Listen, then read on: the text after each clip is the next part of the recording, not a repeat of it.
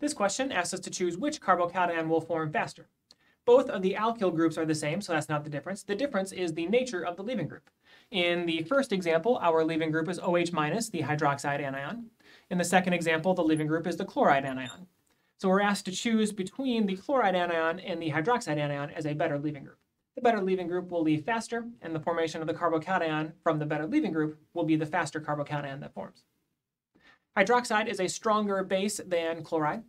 When a leaving group leaves, it needs to be stable on its own. Hydroxide as a stronger base is less stable than chloride. Chloride is more stable than hydroxide. Because chloride is more stable than hydroxide, it will be the better leaving group. And because it's the better leaving group, it will leave faster to form a carbocation. Therefore, the chloride will be the leaving group that leaves faster to form the following carbocation.